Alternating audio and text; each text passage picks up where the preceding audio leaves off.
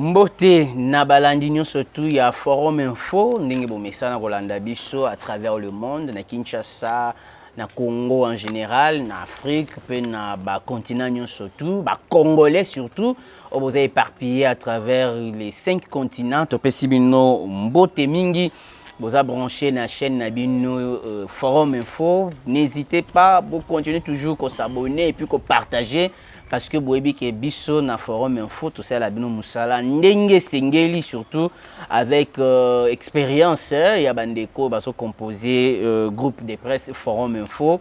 Merci ingénieur Christian Kazembe, merci Jean-Luc Chibangu, merci également na bandeko surtout bozo continuer à soutenir biso na ba idée na lo sambo na ba conseil parce que tous un appui financier il faut tout le belango peut-être que na ba lobbying na bino to kozwaka appui financier lelo to tiki muke politique parce que boyebeli biso mingi soki toye to beti politique lelo to beta penza politique bien que kokota na liso na biso mondambo mais lelo toza bongo na invité na biso ya monene Ndungi Mambimbi tokoluka koyeba soki to massacre kombo oboyebi mingi na kombo ya artiste monene le président Masumu de Brende yende tozosola na ye parcours na ye yende tozosola na ye ba film na ye ba série na ye ba œuvre na ye yende tozosola pe actualité parce que na artiste to beta pe actualité et tozosola makambo belé apport ya artiste na Congo apport ya artiste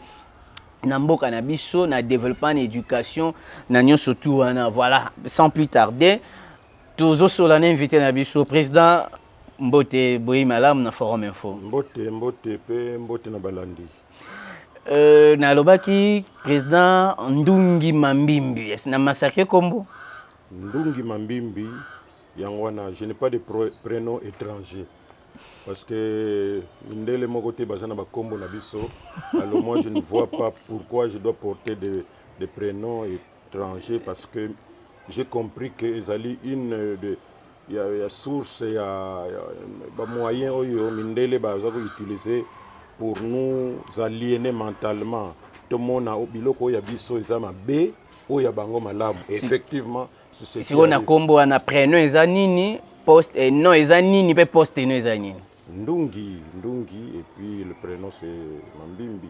Disons que vainqueur des situations difficiles. Ndungi vainqueur, Mambimbi des situations, il y a Bassi, il y a Mabé, tout ça. Parce que les Bantous ont toujours des noms où ils ont un sens selon les circonstances. Bakombo ils parce que les églises maintenant nous amènent dans cadre de contribuer à l'aliénation. Oyo ba mindele bazosala biso bazoloba ke bakombo na biso eza porteur ya ba malchance soko lobi makiadi alumwana donc obi mampasi donc pas soki boye alo topesa bana na biso nyonso mvwama bien bomengo comme ça il n'y aura que des riches parce que les noms sont porteurs c'est que vous voyez que c'est comprendre c'est que au sambela la noter comment pour nous sambela il faut ça na bakombo ya mindele. Tu vois encore une sorte d'aliénation puisque tout kanisa ke il faut tout sambela na ndenge na bango soki to sambela na ndenge na biso donc ça faux alors que ndenge na bango yango ndezo memela biso bato bazobala na bango mibali na mibali basi na on a culture na biso ko sala maté et pas na biso to ko loba ke ozo vivre pe impact to pe influence ya to pe conséquence ya kombo na yo wana non je dis que depuis un certain temps j'ai commencé à réfléchir. D'ailleurs, je crois que retour nanga makambo ya film nanga tokoma wana okomona que entre autres films wana ça m'a beaucoup inspiré. Merci beaucoup. L'artiste a plus de 50 ans en carrière. Exact. En un mot, ba prouesse, ba succès nini oyoyo Masumu de Brende a joué pendant 50 ans de carrière. Oh, mais il faut dire qu'il y a eu des hauts et des bas parce que, bon, il y a tant sous les simbi, tant sous les simbité, on a plus de 53 ans en pratique théâtrale, c'est parce que naïeba qui déjà musala yango, passe nango na bisengo nango, et surtout naïeba qui impacte nango na mboka na biso. Parce qu'il y en a qui ont choisi d'être avocats, pasteur, nani.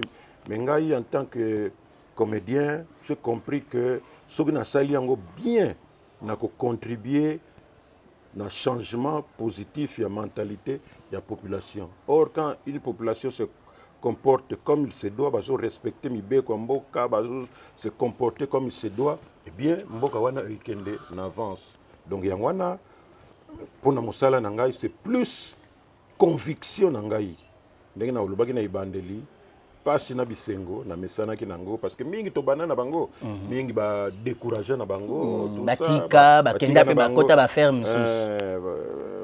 mais biso tozo bunda nango kaka et Dieu ne récompense que le persévérant. Quand est-ce qu'on bandi qu'on récolter fruit ya musala na yo à 10 ans d'expérience, à 15 ans, à 20 ans ou ezeli longtemps pour que les lo oyo masum de brender président Massouma Zala Oyazalelo. Mais non, ça a quand même pris beaucoup de temps, mais c'est d'abord plus la question, il y a qu'on se discipliner, et puis il y a qu'on s'organiser, et puis il y a qu'on yeba. Mokili zandenge nini. Olanda lo yenge te parce que moni moninga asali bo yope et puis oke kututana non. Ozoke ne malem otali moninga réussir ndenge nini. Tikanga pe na meka menatala na bote. Et puis comme j'ai dit, parfois otutani mais ozongi sans qu'il y ait découragé yo. Donc ozoke ndekaka malem. Président Massoumou très instruit. Tu fouillé un peu dans le parcours na yo, tu moni que ozali encadreur na ina, tu moni que ozali ba étude. Pourquoi alors que théâtre biso so to yebi bon théâtre hein? Est-ce que na mutako tanga penza na makambo théâtre? Est-ce que mutako gi azana théâtre et puis à mener sous étude na komi sous musique à approfondir connaissance? Pourquoi que ça la gymnastique union soana alors que théâtre ezana ngora théâtre ndeto yebi na Kinshasa pe na Congo?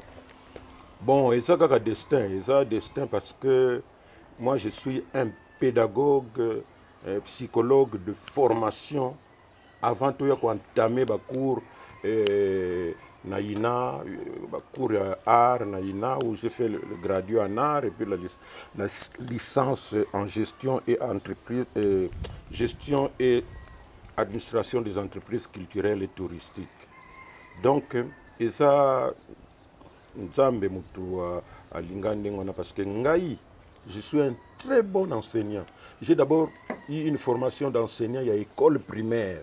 Donc, dans l'école primaire, ils ont dit que s'il y a 4 premières ou 4 deuxièmes primaires, tant comme à la fin de l'année, alors que tout le monde a suivi le même programme, mais bana nanga ba kozala mayele ko leka bana ba première mususu ba deuxième mususu to landa ki programme moko la direction motorisée na sala questionnaire spécial pour na bana nanga sinon ba kozwa 100% pour na niveau. Donc je suis un bon pédagogue et je voulais que na kende na université à Kisangani pour que na sala licence en sciences j'allais dire psychopéda. Mais le destin a fait que dès que j'avais démarré pour la première fois avec un spectacle semi-professionnel na Tumba, où on a étudié chez les frères des écoles chrétiennes à l'internat, on a joué la farce de Maître Patelin, où j'ai joué le rôle de drapier.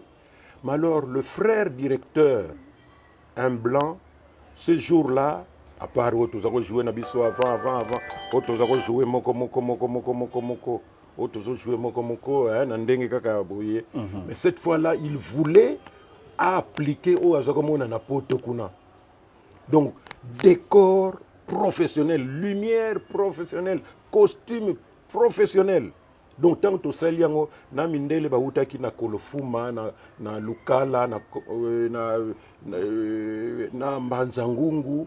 Et c'était un spectacle, j'allais dire, haut en couleur. Et c'est ce spectacle-là qui a débuté vraiment Moussala Nangaï, parce qu'à partir de là, c'était le départ. Et de plus en plus, les gens me disaient, ah mais yo vraiment, ah mais yo, il faut que théâtre ou cinéma. Et j'étais tenté, comme Mukanda, dans le ministère de la Culture et Art, à cette époque-là. est-ce qu'à Kinshasa, il y a une institution qui forme les artistes comédiens, les artistes de théâtre, de cinéma ou quoi? Bango bazui demande nanga batindi yango na Conservatoire national de musique et d'art dramatique. Po yango nde ekomaki ina.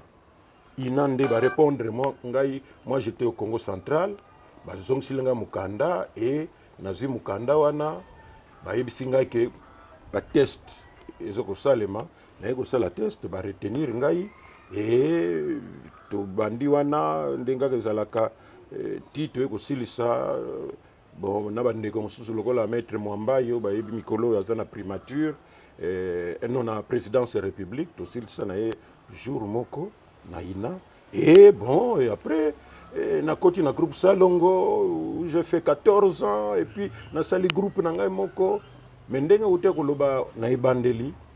Moi je suis né pour encadrer et déjà dans l'école primaire pas du tout mais na secondaire déjà j'étais déjà très populaire parce que ça qu'on se faire distinguer na makambo ya ko linga un peu côté là-bas tout ce qui problème ezali tout ça.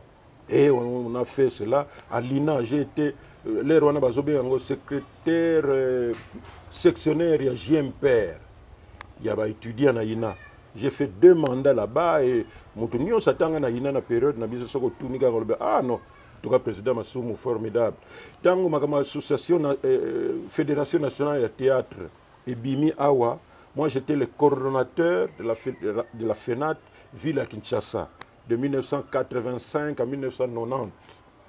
Titan tokeningi na conférence nationale. Na salisa ki 3 concours ya théâtre chaque année na salisa concours et bato yebi par exemple ba Bombo Fifi, ba Bodo, ba za belé ba bima grâce na concours wana et to orienter bango na ina.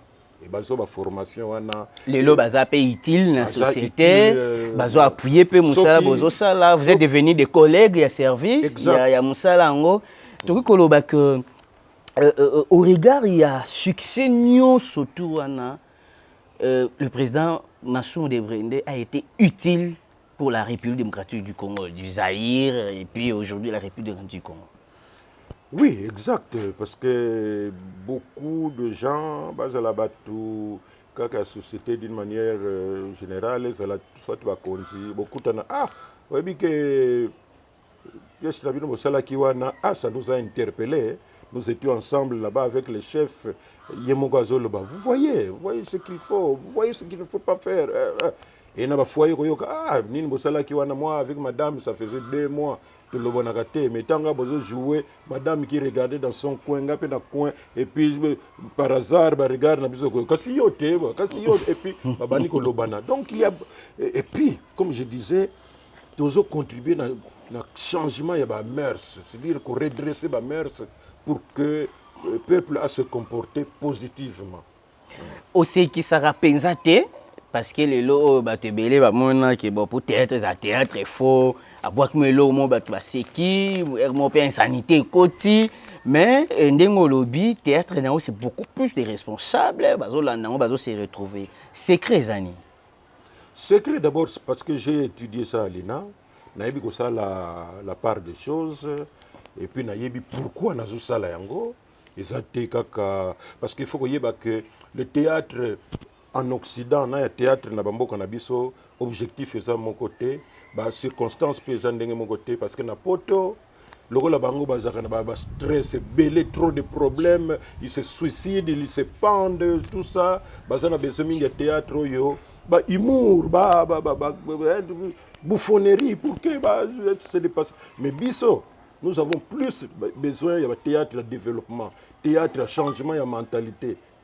Donc, à l'okola na yebiango na kotala bon quel genre ndenge nini na kosala scénario pour que message est le cas et mais ce qui est sengi pe na sala pe comment ba séquence comédie na kosala on peut bien parce que quand on a étudié à l'INA le professeur Nabiso a remarqué que j'avais beaucoup de réflexes na côté humour et d'ailleurs je crois que maintenant que j'ai terminé à réaliser la plus grande œuvre de ma vie artistique, qui est le film Simo Kimbangu, nako bandape kosala un peu dimension il y a humour. Mais AGK, vous avez une âge à kosala ngote quand même. Au contraire, mais tant que lui de finesse, tant que ça ils avaient un âge très avancé. Au contraire, peut-être que je vais le faire encore mieux que les jeunes gens. Et je vais le faire dans le rôle d'un vieillard, d'un adulte. Ça va tenir. Au mascacate, tout ça, non, normal. On joue normalement et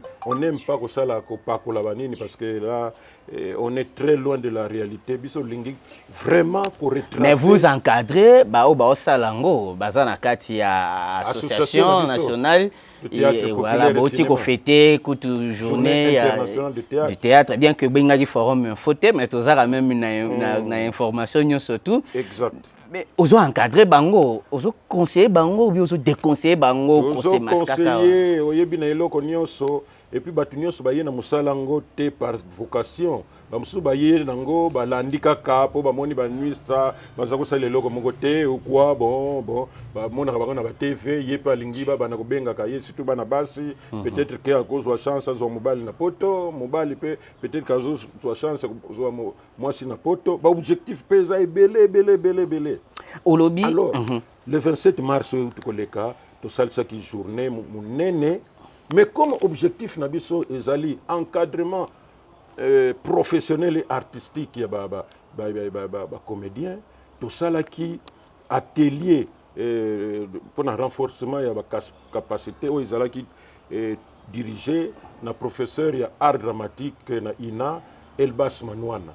Et à cette occasion makambo nyonso ezali que mutu esengeli ayeba na déontologie, interprétation, na mise en scène pendant 2 heures bana mikolo biso nyonso tovandi tozokozwa mateya.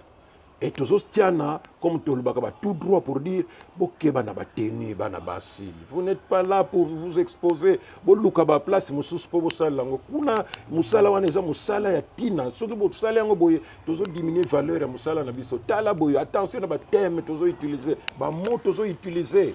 Donc, c'est pourquoi la NTPC se trouve l'unique association d'encadrement des artistes comédiens. Oh, il y a des consultations, banda président Mobutu, des consultations populaires. Eh bien, les artistes comédiens étaient représentés par Massoumou de Brendé. Et tant que avec le président Fachi, la NTPC était invité. J'ai conduit la délégation des artistes comédiens. Tant que le Premier ministre a consulté, parce que c'est sérieux. Mesdames et messieurs, Bozolanda Forum Info, magazine Abino, Bolinga Kamingi, et Kotarana d'actualité, puis ils ont invité à Minene, le papa Massoum de Brendé, il a 53 ans, qui a carrière et a pratique vraiment depuis à Banda, Tilelo, papa Oyo, il faut toyo Kakamingi Mingi pour Pesabiso, Maye, les beaux zangate ko s'abonner na chaîne Nabino YouTube, beaucoup plus peine à site Nabino www.forum-info.net. Là, soit puis s'abonner à chaque fois.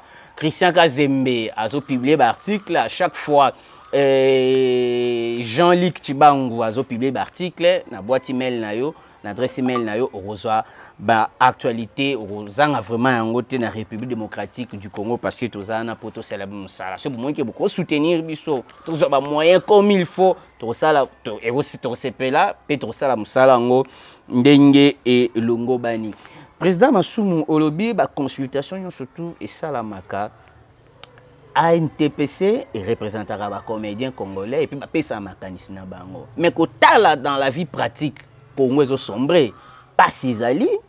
Et si la kate, alors c'est que apport Nabino, ils ont considéré, apport Nabino, ils ont important, parce que ma quantité ça reste que Bino Mobomona qui va konzambo, qui va appliquer kango, tout peut appliquer kango. Avant de quoi taper na oyo bolo bagina na consultation, il y a premier ministre, il y a président Fachi. Mais ce qui est important, c'est que nous avons des occasions, il y a Yebisa Bakonzi, Mais koloba sans application, on a été ça dans le côté président. Non, petit à petit quand même, il faut toujours na uti koloba mabe uti tellement et koti tellement, il faut que nango malé et aussi c'est parce que la plupart des autorités tous à bango contribuent à bango moko pour na freinage et aussi pour na non avancement d'une manière consciente ou inconsciente pour mboka na biso et avancer. Vous savez que chez nous quand un politicien a yebani mingi na mikilia poto azalaka très vantard. Moi j'ai beaucoup d'entrées en Europe. Or il faut savoir que mundele moko te akolinga bonheur na biso pour que tu avances. Sinon bango bakozwa susu esika oyo bakoya ko sala ba makambo na bango te ko tiela biso ba guerre ko exploiter ba biloko na biso. Mais mundele te akopekisa bakonzi te bakitisa to ya dollar, mundele te akopekisa bakonzi et ba bongisa moyen ya transport, mundele te akopekisa bakonzi quand même que fufu ekita. Mais tout justement, est-ce que vous yebi que parfois décision et que zoma na 20 heures et yebani déjà mais bakoloba bino bon pour des raisons techniques makambango boye bango kaka na 21 heures. Pourquoi? Parce qu'il y a des pressions qui viennent de l'extérieur pour dire comment yo lingo pekisa ke commerce en détail ezala kaka na ba congolais mais batu na biso baza kuna mais ça ne va pas, il faut quand même qu'on pense na bango. Nous en tout cas on n'est pas d'accord ça na yango mais quand revoir yango parce que non ce n'est pas possible olingo so mesure moko boye pour que ba dollar na bino mata mais boye bike tango soki ba dollar ekita mais siko biso na ndenge tozo linga ko salisa bino par exemple na port matadi ça va oyibi tout ya biloko wana tout yango na biso ndenge to calculer yo tika nanu pour que permettre biso vous verrez tant bakokuta na bango nyonso to bakonto tala l'influence vient de l'extérieur. Donc onyo ba ke bino bolobara na bino mais ba continuer et sengeli ba appliquer yango et ba continuer biso toza na bango besoin eza lokola ba Thomas Sankara. Moi je ne suis pas pour la démocratie. La démocratie ne nous conduira jamais à progrès. Parce que une dictature éclairée. Parce que vous avez vu Kadhafi. Le président français, l'ancien président français. Donc, il y a pour l'élection. Yozano yango bando vanda na NTPC le lobo votakate et lobo te car yomuga aussi même makamna maboko. Organiser les élections na ndenge ya ordre, pas na ndenge ya désordre.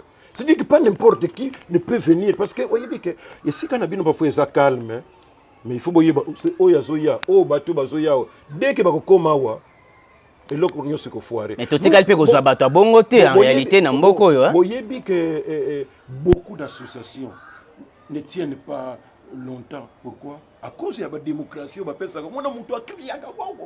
Quand vous les mettez là-bas, donc vous êtes obligé à là, diriger pas n'importe qui. Parce que à partir de la vie privée, ce qui déjà peut-être la vie privée, la famille, restreinte, la famille élargie. C'est normal que moi je vous dis que dans Libye, c'est le désordre car votre l'ancien président comment il s'appelle Kadhafi ou Kenda Sarkozy. Sarkozy. Vraiment ça là qui m'a maintenant Tunisie et Libye, c'est le désordre le plus total. Mais quand la dictature éclairée était là, eh bien, même bah étudier, bah c'est la grève pour la rentrée académique, tant que foot à bango, bango na bango liboso, tant que na soma mitu ka parking exacté. C'est quoi donc on comprend que ça biloko kenda roye bisa ba président de la République, soki ba bengi sibino yobi président en tout cas vanda na yo mokako soit to boy makambo élection na Congo, ba congolais ba ko sepela bongo te quand même. Mais talibango donc, tout continue quand vous savez que quand les Blancs sont arrivés, pour tout ça, analyse, il y a, comme on dit, je ne sais pas si c'est sociologique ou je ne sais pas quoi, il y a Bissomoko, Congolais. Minde le temps, Yaka, Batalaka, par exemple, côté politique, Batali, politicien, ce moko, Azana tiroir, naïe, Funa, et pas une ambassade. Bayebi qu'à tel moment, lorsque nous verrons que Akalmi Moko est Koti, mais Akalmi est en défaveur Nabiso, nous allons utiliser celui-là. Il va beaucoup parler dans la télévision, il est courageux, on va lui donner l'argent, il va passer dans toutes les chaînes et puis à déstabiliser. Tout ça c'est connu. Alors, le ko yebi biloko wana, au salara ningi. toza na opposant na Congo, toza na bato ba na pouvoir na Congo. Toza na ba structure à droit de l'homme, toza. Siko na sagesse wana lokolo yebiango sala nini côté ba opposant, ba conseil nini opesa bango. Po bokendara mimi côté pouvoir, bo côté opposition. Vous savez que moi je ne suis pas populiste ngai. Ngai je dis ce que je pense depuis yango na soyib sayo tango ba consultation populaire c'est la magana lera Mobutu. Je suis l'un des rares intervenants où na loba na Mobutu ba vérité et ba biloko ngo sala qui plus tard qui va longolanga na RTNC parce que considéré comme un opposant. Je ne cache pas ce que moi je pense parce que je dis ce qui est vrai, na lobi na yo que mindele bazo utiliser bazo forcer biso tout ça la démocratie bazo mona très bien que démocratie yango au monde des États-Unis, il y a eu des problèmes dans les élections. Mais ce qui est à la bisonde, tu connais ça qui problème sinon zoyo kaba. Mais le les a bango na bango. Donc bango ne ba pelisser la rabiso moto. Bango ne ba pelisser la rabiso makambo tout ça. Ba jotia ba démocratie na kati de tout ça. Alors donc yanga na zoloba que ngai je suis pour une société organisée où ezali que batu oyo kaka bakoki ko sala yango nde bakoki kozala wana. Pas n'importe qui parce que oh démocratie. Moi je conseille toujours aux jeunes. Soko yo ki ba politicien bazo sala organisation ya marche. Attention. Kokene ngulu te parce que le jour que tu vas mourir, tu seras ceux qui martyrs tout ça. Bango ils seront à l'apogée. Yo okufina opamba ba parana oba lo martyr. C'est bon. Mais ceux qui martyrs peut pamba ezali que okufina yo pamba kaka. La famille peut bénéficier de leur côté. De côté. Et puis ce n'est pas parce que okufi que le résultat est zoami. Non. Donc tant que c'est la marche. Moi j'ai dirigé la marche après le 16 février 1900 tango baboma ki ba chrétien. En 92. Le 16 février baboma ki batu. 3 semaines après je crois le 3 mars. Il y avait encore, on a récidivé. Mais Bakaboula qui est par, j'allais dire, par sous-région, Bisso, côté Selemba ou Bandale, Makala, tout ça, Kitambo, tout ça qui est à côté, il fallait que nous coûte dans stade, il y a Bandalungo. Maintenant, tant que tu as Kimbono, tu as la batou. Et moi, j'étais à Liboso. Et on arrive, dans le stade, on a trouvé. Soudain mon coup, mais on dit maté, c'est que utaki wapi là tout. Quand j'ai vu ça, j'ai dit stoppez. Donc on a pu battre et puis yokaki histoire masumu quand même na processus il y a démocratisation donc nazaraki na comment j'allais dire na aura na lobi na loba penza o lobi bayoki tellement allez stoppez-vous paf na lobi bozela na keno yebisa ba soda wana que quand la tête comme un stade et que tout ça pour nous bouloter, tu as un mot là-bas et puis on va se séparer. Restez ici. En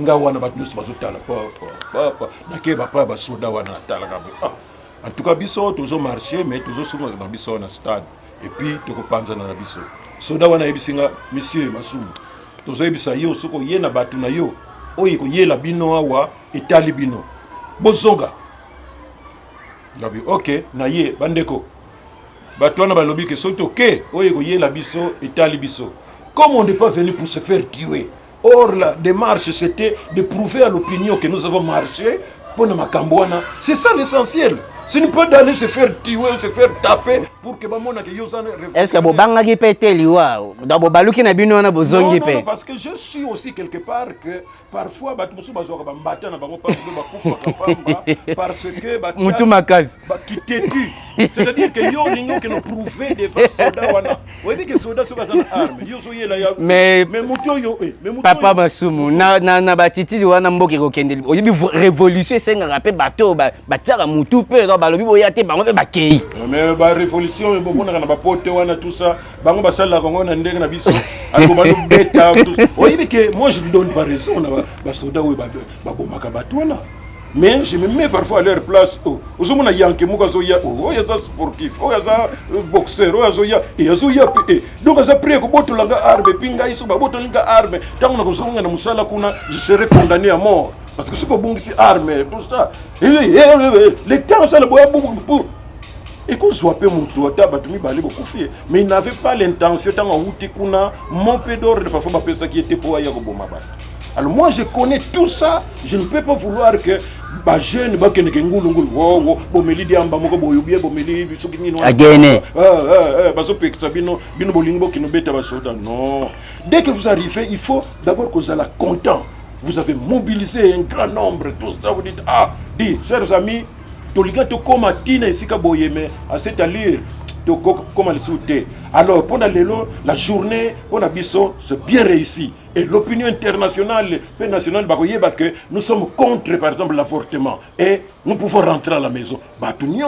Zongi à la maison. Au lieu de créer des... Donc, c'était pour ça, nos postulats qui, comme député national et provincial, vous avez candidat en 2018. J'ai pensé plus... Provincial ou national? Provincial. Je pensais plus pour comme chef de quartier.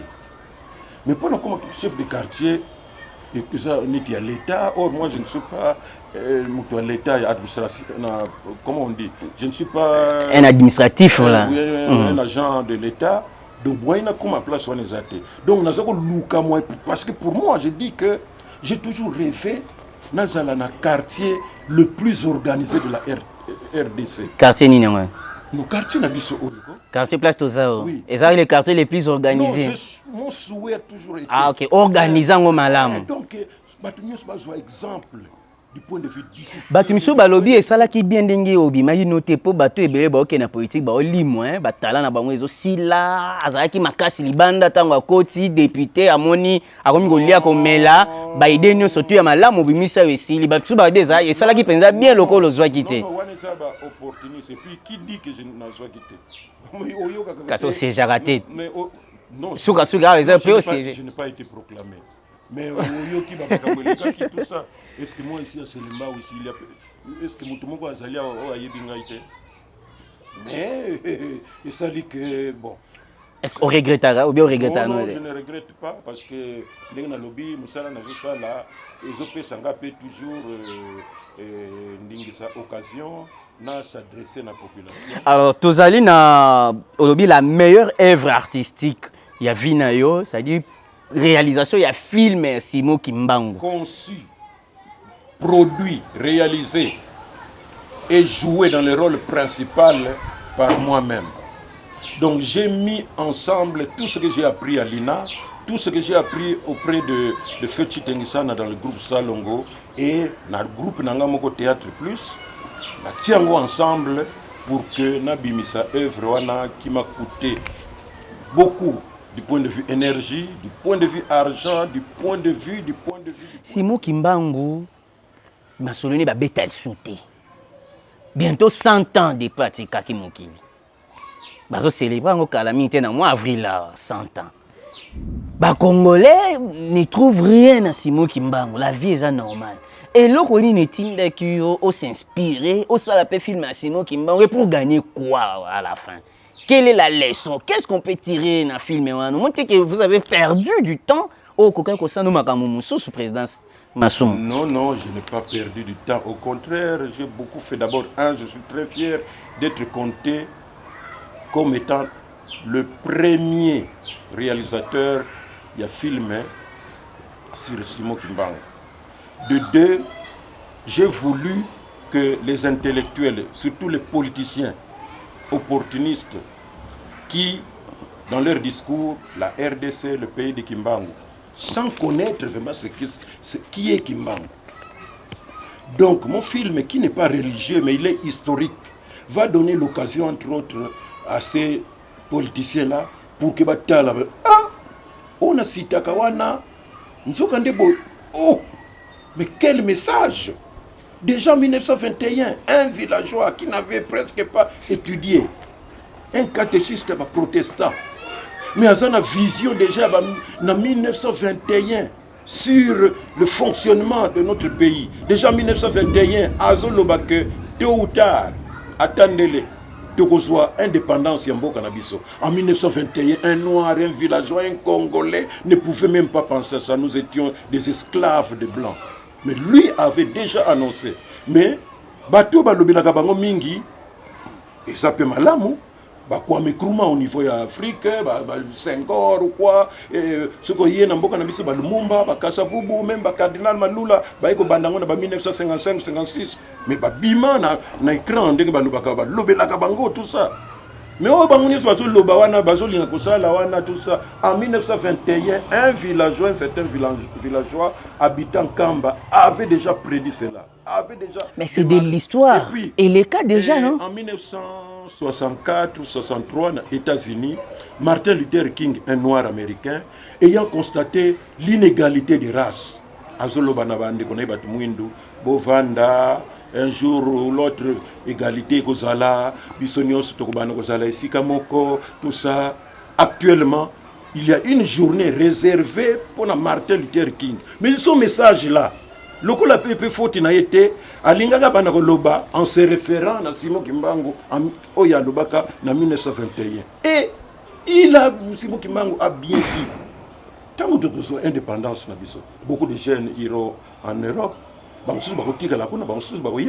mais tant que nous devons faire attention parce que le Mundele va utiliser kaka batu na biso moko pona kotia des ordres pour que mboka na biso ekende liboso te mais ce côté ali mboka na biso ba retard belé yoka ka politicien moko boyo asali boyo boyo alinga tia moninga ne bakala o tango ya batie bakala donc ezali accomplissement ya prophétie ya Simon Kimbangu eza ebele bino batu mwindu boza la complexité devant le blanc biso nyos toza bikela mu nzambe to uta to kozala mundele kozala mutu mwindo kozala mundele cela veut dire que oy misala bango bazo sala demain biso pe to komanda kosala ngo ne croyez pas que lokola toza ba boy toza banani suka nango boy donc azo conscientiser à part ba miracle azo sala moi avant que je ne débute ya kosala ba bilo Congo ba makambo ya film Simon Kimbangu je devrais aller vivre na Talankambango si ce n'est pas de la fiction c'est pas quelque chose qu'on a inventé j'arrive là-bas alors son premier miracle qui date parce que le 6 avril ça date na ye oya bandi évangélisation a bandi makambo na ye c'est la date oyo asala qui son premier miracle. Et il n'a pas fait ça en Kamba, dans le village moko et Kangana na Nkamba, Ngombe Kintsuka. J'ai dit je dois aller en Ngombe Kintsuka. Na comme dans Ngombe Kintsuka, place où Asala Simon Kimbangu Asala son premier miracle wapi yango. On me montre tala place où il va clôturer wana. Eh bande ko na bango hôtel la famille na bango yango na papa. Oh non, biso koko na biso tala boy yango ne sika o etikale.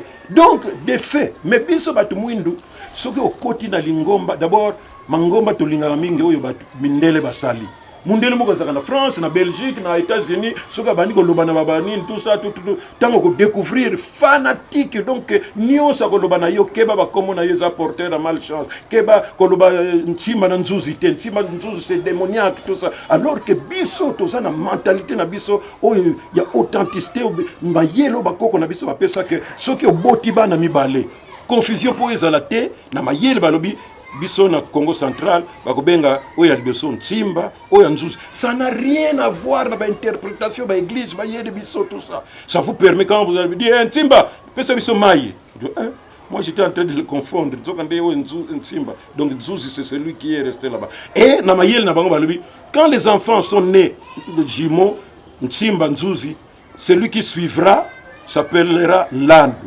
Du point de vue historique, tant comme Kaka, Landu Yakawa. Oui, déjà, Landi va ma passe. Donc, tu vois la beauté, il y a Bantou, il y a Bambier là-bas. Mais les Blancs, il y a effacer avec nos églises qui sont créées là. Il y a Kolobeza vraiment ébélé, Eza ébélé. Mais les lots, ils ont un bateau, bazo, Sambela, c'est moi qui m'bam. Yotango sali ba recherche. Au constater que Simon Kimbangu n'est qu'un homme ou bien il est Dieu. Je ne veux pas entrer dans la ligne parce que je risque de te demander est-ce que Jésus était un homme. Et toi tu sais oh yo sali les recherches. Pour wana yondo sali les recherches. Moi j'ai fait un fait historique, c'est-à-dire que la vie de villageois de Kimbangu et puis vie naïa qui catéchiste protestant et puis a eu message divin lui demandant maintenant d'orienter son enseignement na batumouine pour nous éveiller bango. C'est ce qu'il a fait et le blanc qui n'a pas toléré cela l'a arrêté condamné à perpétuité dans le tribunal de Mbanzangungu et on l'a amené ici à Kinshasa dans la prison pour Mosika pour effacer l'histoire. Dimoti ega na fia ou tout ça. Allons ici à Lutendele na mai kuna na fleuve. Te bois kaka kuna. Et on l'a mis là-bas, on l'a jeté et il est ressorti. On l'a pris à dans Masouati, qui sangani ti, ce qui ba il est beau, ti aiko koma ti na prison il y a Elisabethville. Ou place à Eko Koufla. Donc, ngana sali histoire pour que batu ba histoire. Mais oh, ezali que oh, ça. Oui, tu comprends. Alors, au sala qui premier film, hein? Oh, eza suite pour tout qui est deuxième et déjà et bimi est en vogue. Qui ba benga un remix. Ah, ok. Le cinéma, bon, il est reprise. C'est-à-dire que lorsque j'avais émis le vœu de produire, j'ai senti que eza passe pour nous, ça va me demander beaucoup d'énergie, beaucoup d'argent. Je dis, ce qu'on a vendu ici, un malin va sortir à salir le logo bimi, net kanga mutuna landi. Logo la nasi na panzaki déjà, na salir le logo donc dans cela qui histoire moko, quand même un peu passable, qui na arrestation na ye. Mais oh, ils allaient que parcours et continuer tina kata prison bon mon akimbango ce qu'il a vécu en prison ndenge bazotia na masuwa tout ça parce que j'ai fait un effort là-dessus. J'ai eu des français bamini bandima ki kosala ngo. Donc histoire wana soko tali yango mais oh ils allaient que au bana kolandela oh non ce qui boye oh boye bon peut-être quand on va faire des recherches un jour tout ça là. Et pour réaliser en combien de temps nyonso? Bon, la reprise ici m'a pris 3 ans. 3 ans. 3 ans. Mais na ba TV à Kinshasa, na ba TV à Congo, tozu yango te. Oui, pourquoi bombeli ba congolais richesse monene boy? Boko zo yango na nusiko te po na valeur na zo pesa yango na ko prostituer yango boité yango nozomona pour la première fois, quand même, une œuvre produite par un Congolais, au moins, panneau minene, na balabala, ce qui na gare centrale, na rond-point moulard, tout ça, ce qu'on légué au monde, la nuit aussi, au monde, c'est la première fois. Nazo pesa, c'est dit, nazo pesa valeur na œuvre wana. Sa valeur. Et tu as vu ma voiture, c'est décoré. Les gens croient que j'ai beaucoup d'argent, tout ça. Or, c'est beaucoup. C'est que nani aza simanayo, nani a soutenir, nani a pesi makoki, nani a stindikyo musika bongo. Les personnes de bonne volonté, le gars yondenge ou ça la émission boye. Quand on en parle, et c'est comme ça. Quelqu'un peut me téléphoner, oh, mais dis, je suis suivi, mais oh, vous savez tout ça, qu'est-ce que moi, ah, toi, qu'est-ce que tu peux faire pour moi? Ok, ça là, yango. Donc, c'est plus, au début que dans la vie, c'est la volonté qui compte. Dieu n'aide que le persévérant, bateau, la volonté, quelle que soit la difficulté, au coma. Je sais qu'une œuvre n'est jamais parfaite, mais du moins l'essentiel est que c'est passable. Est-ce que ça qui concourt paye à ba collègue Naomi Soussou, ba soutenir qui au potoria qui na niveau, il y a milliard d'artistes, comédiens, bolingo pensez à la rater, bo c'est soutenir rater. Moi je suis l'un des rares vraiment artistes qui n'a pas de problème avec les gens.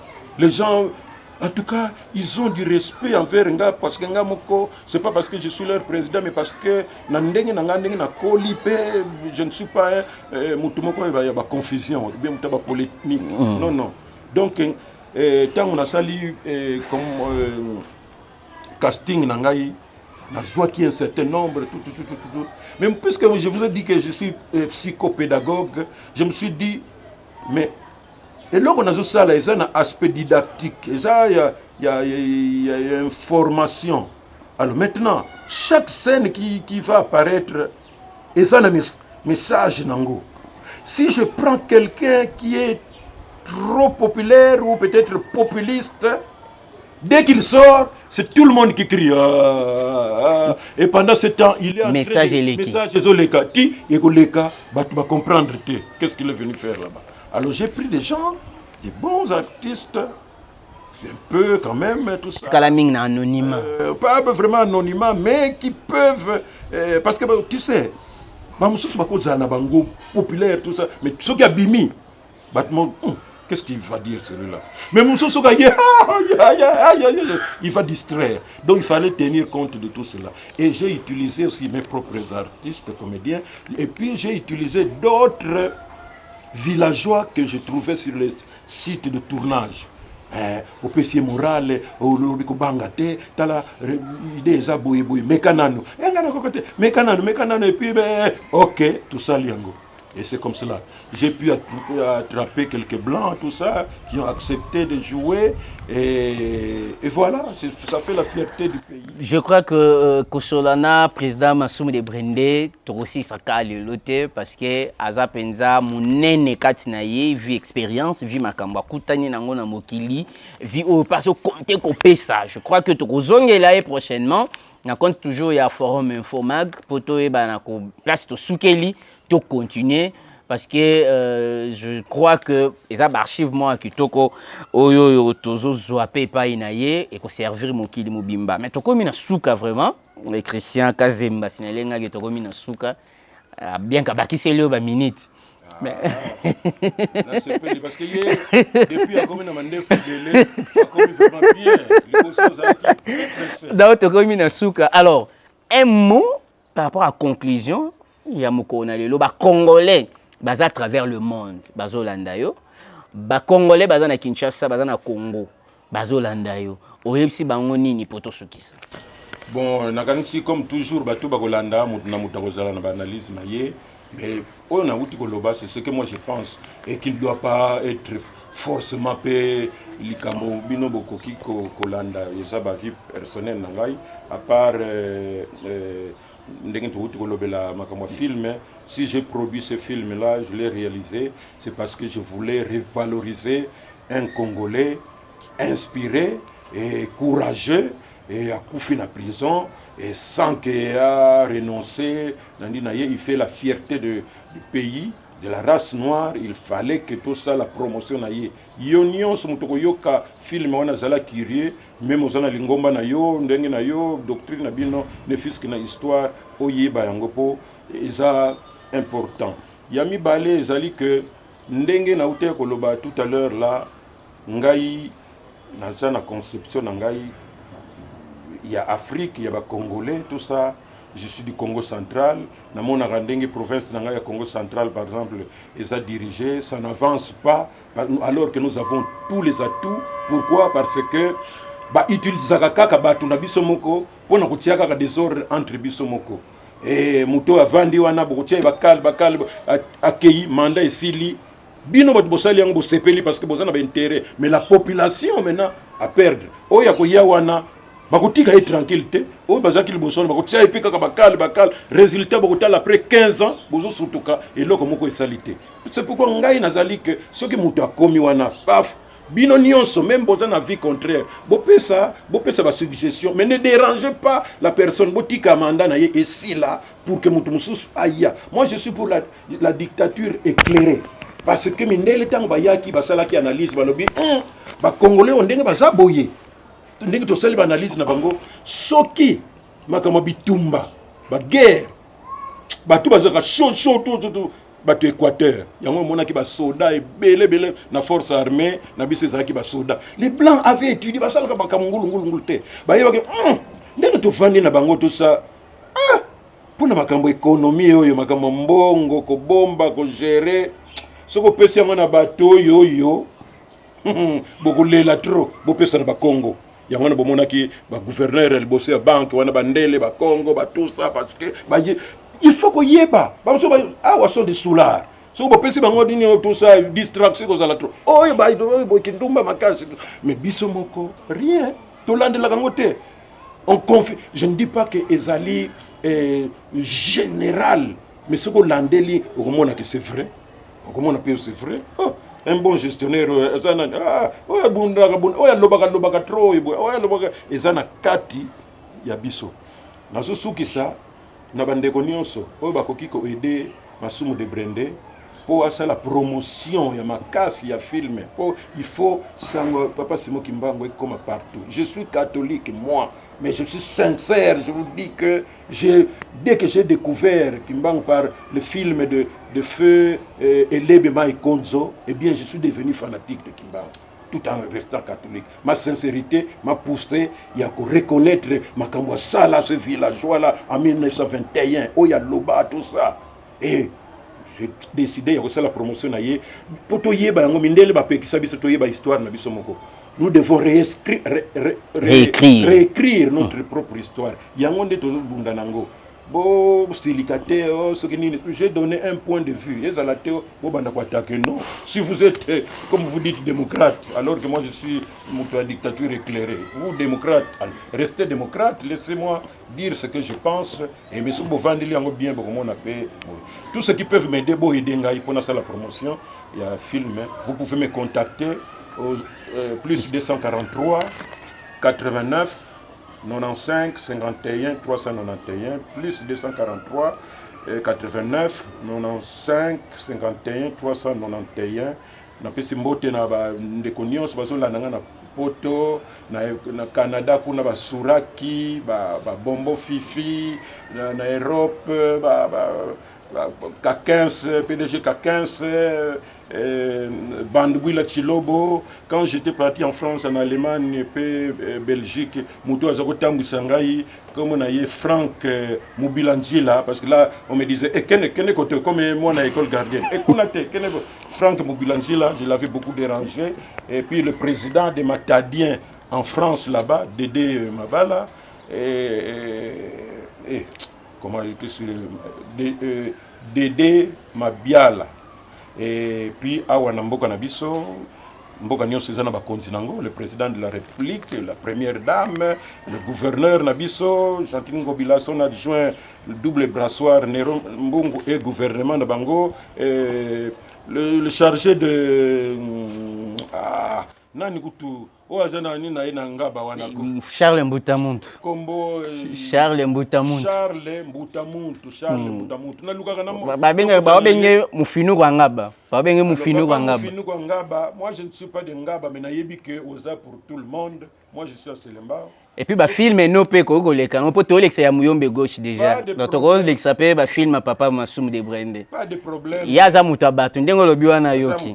Surtout que émission goleka pe na Paul Nord TV. Na pesi mbote mingi acteur nangai ya théâtre plus et puis artiste comédien nyonso ya ANTPC ba président ba groupe nyonso félicitations pour la mobilisation salamaki le 27 octobre pardon le 27 mars et la kisike ANTPC et le Komakasi. Merci beaucoup. Merci beaucoup mesdames et messieurs, c'était un réel plaisir. Ya osolana papa Masumu ngana mesana nanga kosolana ye papa moko bien. Donc à chaque fois ozana posa na ye akozanga te ayaka andimaka ba appel na biso ayambaka biso facilement.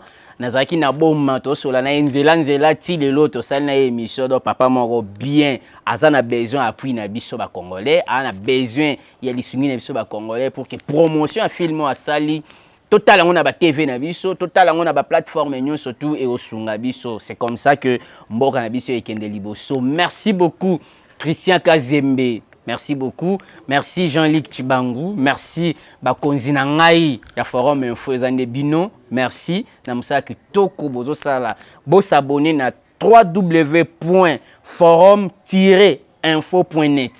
www.forum-info.net. Merci na ba partenaire nyon surtout ba chaîne partenaire obo ndimaka ko diffuser biso. Chaîne na biso YouTube ezawana Forum Info bo s'abonner bo partager ce qui est soazongite to kutana bino na mikolo koya. Bye.